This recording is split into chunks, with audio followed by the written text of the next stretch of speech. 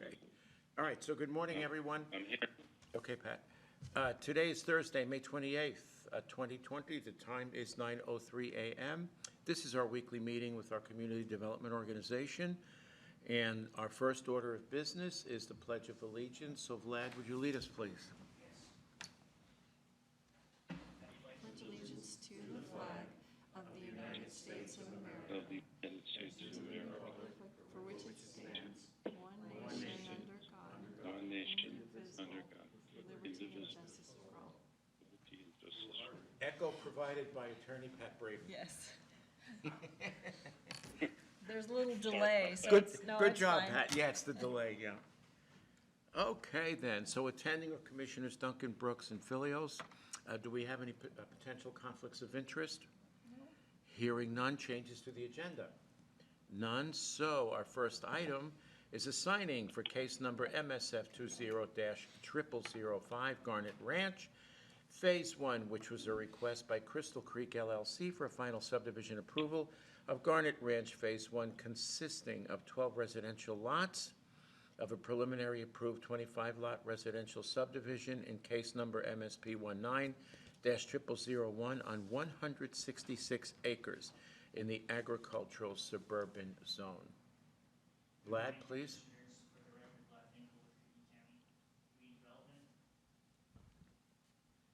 Pursuant to your direction, staff has prepared an order of decision for your review and signing. As previously stated, some of the infrastructure improvements that are currently under construction will be completed and will be signed off by the appropriate agencies on the face of plat, and that will be the point at which all of the conditions have been deemed as satisfied. Okay. Is there a motion? I move that we execute the order of decision for case number MSF 20-0005 Garnet Ranch Phase 1. I second the motion. Aye.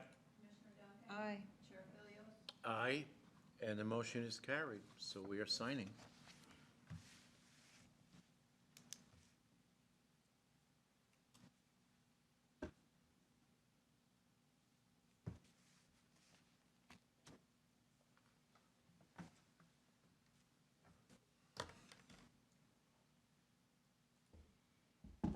Do you want me to close? No, I can still open and run it, I think. Let's see. Yeah, it works.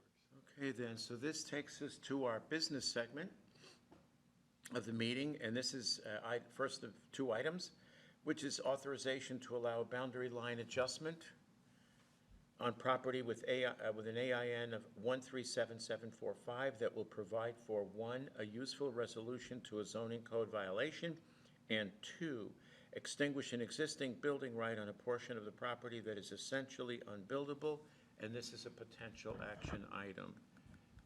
Director Callahan, please. Good morning, Commissioners. This item is unusual in two ways. It deals with the arcane aspects of land use law, which I'll get into in just a moment, and the physical aspects of the land, which are, there's essentially a little small mountain in the middle of this property. And the highway flowing through it in the 60s, the mountain I mean, and in that case, eminent domain, creating what now is a series of lots that I'll show you in just a moment. But just so you have a sense for where we are, it's where Highway 3 and the interstate meet. And then zooming in, that's what I meant by divided. The right here is, I'll show you on a ground view in just a moment, but it's essentially a cliff. Okay. And what's going on here is property that was divided in the 60s by the highway development, because this became a portion that was captured through federal and state development through eminent domain to make room for the highway and attendant roads. When that occurred, it created these two divisions out of one lot, but this is all one parcel with one parcel number. And interestingly, here's where the zoning issue, possible violation, I'm not really sure of the history, but there's two houses on this lot. The zoning code doesn't allow that. There's a duplex here and a single family home here. I don't actually know if it's a zoning code violation. It might be non-conforming. Doesn't matter for this purpose. The real issue is that we have a prospective buyer of this property that would like to remedy this situation. Okay. Normally, we would say, just take this portion, give it to this property owner, and that extinguishes the building right that's hanging on that property. In this case, the adjoining property owner and the state don't want it. It's basically because, I'll show you in just a moment, this is what's on the ground, and you saw in the aerial, the homes. Right. But as you travel along, that's why no one wants it. It's just not useful property. So the solution that Pat and I came up with is that, and that's just background information. Okay. The prospective buyer could do a boundary line adjustment as long as in the deeds doing the boundary line adjustment, it's clear that we're extinguishing the right on this western half and creating these two parcels for the two homes on the eastern half, and then everybody's happy. The prospective buyer, the existing owner, county, we think this is fine. I just wanted your review and consent, because this is one of those things that there's nothing in the code that expressly allows us to tell people to do these things. It just makes common good sense, in my view. Well, there's nothing in the code that says we can't. Also, thank you. And that's where Pat and I landed, is that this is one of those things where it just makes a good solution for everyone. We're happy with it if you're happy with it. Okay. So you're basically creating two lots. Yes, sir. Pat, did I miss anything? No, and I would concur with David's analysis and recommendation. I think as long as the boundary line adjustment deed is clear that the western portion of the parcel, does not have any development rights, then I think we're golden, and I think it's a win-win for everybody.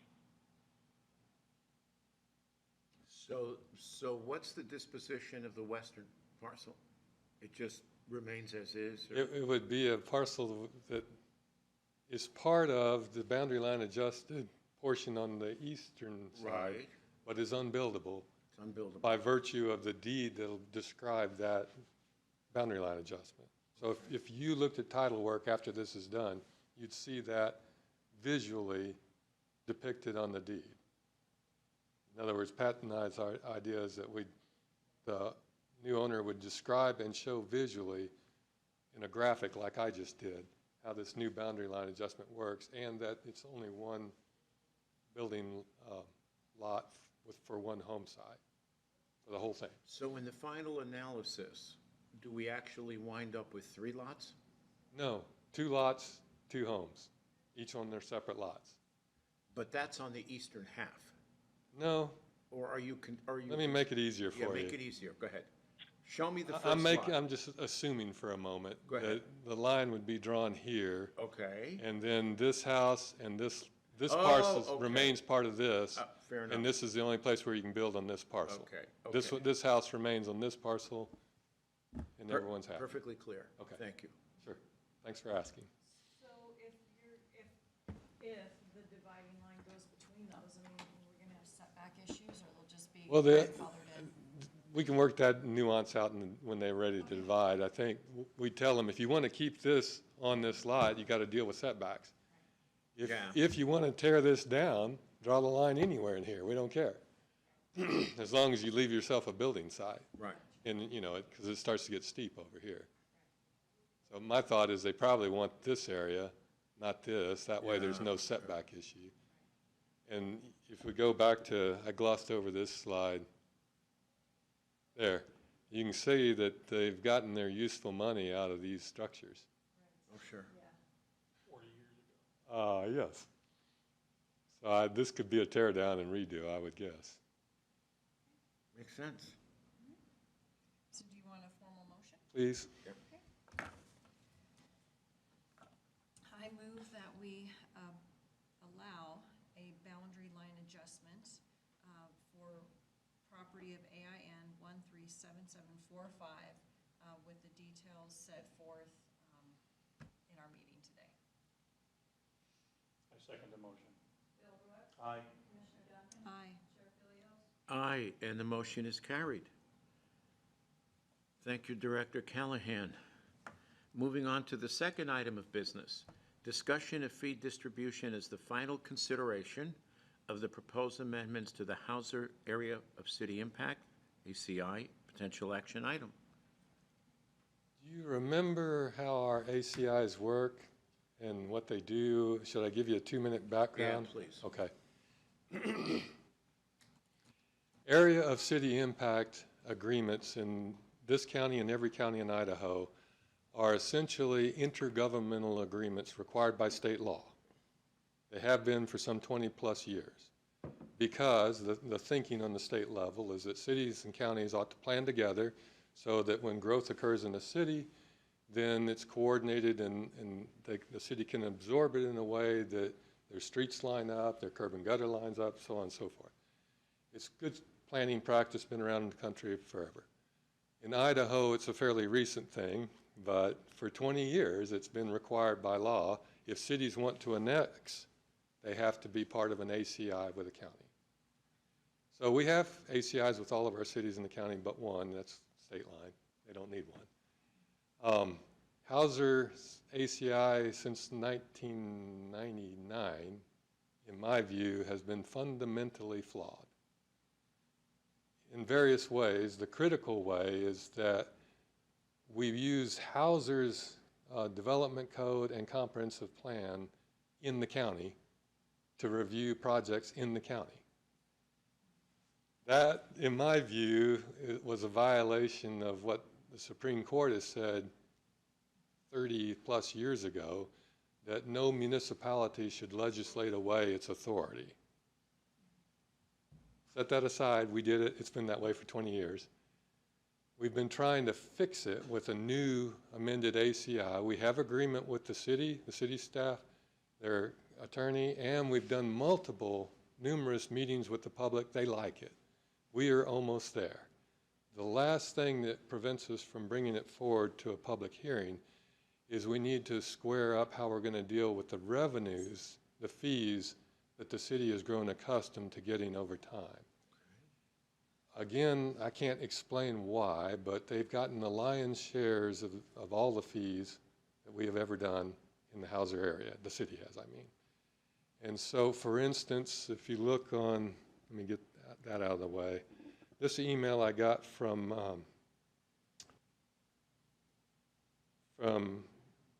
Kenzo Mahara, the attorney for the city. And if you look down here, you can see 2018, 2019, all these numbers add up. For 2 years, almost $20,000 in fees. Mm-hmm. Okay. And so Kenzo's suggestion of how we wean, and let me back up and say this better. I have no real concern whatsoever about how the fees goes. That's truly a policy issue. We've been giving them away for 20 years. I think it's fair to say everyone thinks that if we can get through the ACI with the county, replacing the county zoning for the cities, everyone will be much happier. We will have no real potential like we have had for lawsuits, where Pat has had to defend us and gone to court. It would cost us money, cost the city money. All of that goes away. We end up with a process that's manageable. I, for one, am willing to give Hauser whatever fees you think are appropriate. But what Kenzo has proposed is a graduation. Actually, Pat came up with the basic concept. Kenzo refined it, as you see here. And the part that would last indefinitely, as you see it under year 5, we'd split things 50-50 forever. And That's a starting point. does that match what we have with the other cities? No, actually, this would still be giving the lion's share away to Hauser. So we get all of them from the other, okay, Right. gotcha. It's fair to say Hauser is unique in every way, and especially in fees. Right. So you didn't want to create withdrawal on Hauser's There's not part. only that, yes, and I I will be so grateful when we have this new amended ACI in place, because it's been a tremendous staff burden. It's been a nightmare for people that live in the ACI, because they call us, we call Hauser, it goes like this. We spend an inordinate amount of time trying to figure out what their regulations actually mean. I'll digress for just 30 seconds. Their regulations are performance-based, meaning you have to read through the regs and hypothetically guess whether this development's going to meet these certain performance standards or not to determine if it's allowed in their area. It's just a continuous nightmare for everyone. So to me, the fees are the least of the issue. I'd like to just get through and get county zoning in place. But, you know, you can counter with whatever you think makes, and then we can take this back to Hauser Council and see how it goes. I mean, we've done without the fees for so long, and while it would be nice to have them, I It's think not a to lot your of money point, in the broad yeah, scheme of It's not a lot of things. money, yeah. And it's a resolution Yes, sir. to the problem. Yeah, and I'm sorry, yeah, just to chime in on that, Yeah, the amount of money we'd save on staff time alone would be more than we give up to Hauser. Just attorney's fees. However we structure it. And would this? Not to mention the planning and legal headaches that this has engendered for 20 years. Right, and this won't cause a problem with our other city friends because we have been doing it correctly with them? It shouldn't. I mean, Hauser is the only city that's ever had this kind of arrangement, and to my knowledge, we've never heard any objection from any of the other cities, and so I can't imagine that they would have an objection to this. Okay. All right, well, and if they do, then we'll come up with something a little more agreeable, like we get 100% of our fees. Right. All right, thanks, Pat. okay. Any other questions? You're welcome. So, would you like a motion? Yeah, All please. right, I move that we put forth the fee distribution for the Hauser City for their consideration. As recommended by Director Callahan? Yes. Yeah, it works. Second the motion. Aye. Aye. Aye, and the motion is carried. Public comment. Hearing none, 9:21, meeting adjourned. Thank